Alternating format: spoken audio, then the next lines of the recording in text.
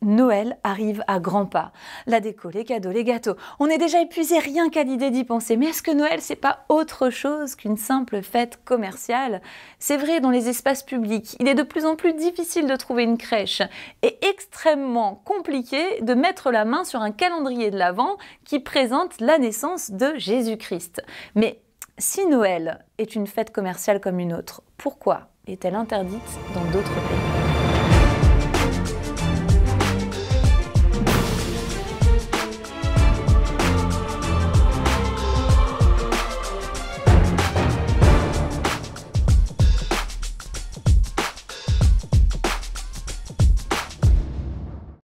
Noël, c'est avant tout la naissance de Jésus-Christ, qui est venu sur terre pour répondre au plus grand besoin de l'homme, celui de connaître Dieu. Et les chrétiens persécutés le savent, c'est pourquoi ils ont accepté de payer le prix fort. Écoutons ensemble des chrétiens du Nigeria, de la Turquie, de l'Inde et même un témoignage de Corée du Nord. Noël est un temps merveilleux pour nous.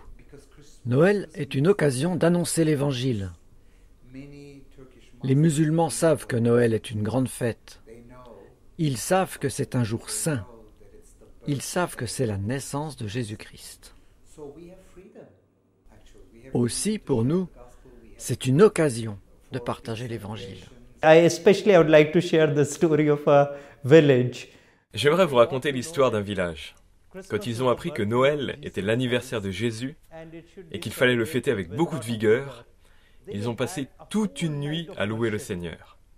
Ils ont commencé à 6 heures du soir et ils ont continué jusqu'à midi le jour de Noël.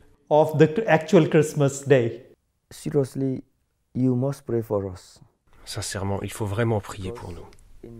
Parce que pendant la fête de Noël, on peut nous attaquer. Boko Haram peut nous attaquer. Boko Haram can attack us. They don't want anything to do with celebration. Boko Haram ne veut pas entendre parler de fête. Ils ne veulent pas qu'on aille à l'église. Il vous faut prier avec ferveur pour nous, afin que les gens n'aient pas peur de venir à l'église pour célébrer Noël. Et pour que, lorsque nous nous réunissons pour célébrer Noël, Dieu nous protège, afin qu'il n'y ait pas de bombes ou d'attaques. Why this is every time that Christians come to celebrate Christmas, car chaque fois que les chrétiens se réunissent pour fêter Noël, il y a toujours une attaque de Boko Haram. Parfois, ils vont attaquer avant la nuit de Noël pour que les chrétiens ne puissent pas se réunir. Mais parfois, ils viennent pendant la fête.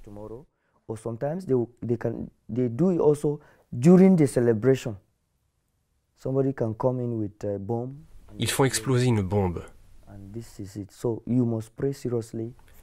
Il faut donc prier sérieusement pour que Dieu nous protège pendant la fête et que Dieu agisse dans le cœur des gens pour les délivrer de la peur.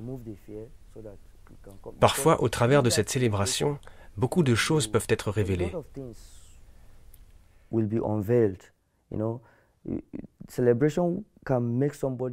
Cela peut aider les gens à surmonter leur traumatisme.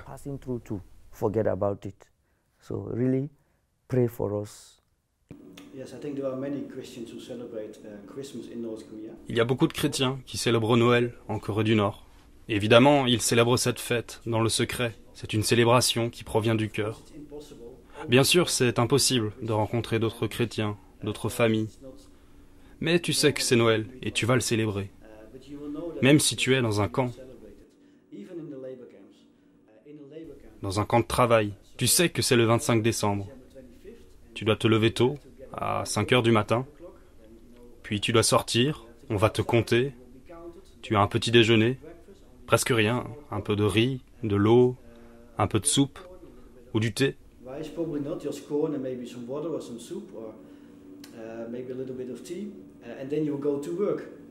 Ensuite, tu dois aller au travail pendant 5 à 6 heures.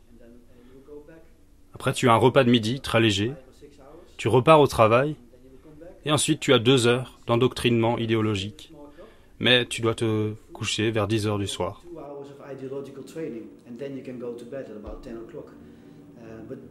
Pendant toute la journée, tu te rappelles que c'est Noël.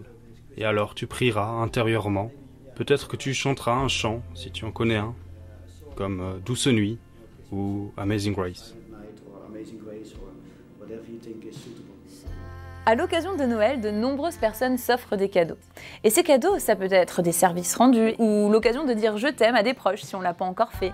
Et puis, il y a les autres cadeaux, portes ouvertes à penser, à vous donner la possibilité de manifester votre amour en offrant un cadeau aux chrétiens persécutés. Et pour cela, on a réalisé un chéquier cadeau. Alors, vous pouvez feuilleter ce chéquier cadeau, regarder quel cadeau vous souhaitez offrir aux chrétiens persécutés. Mais avant tout, eh bien, offrez-leur de votre temps en priant pour eux.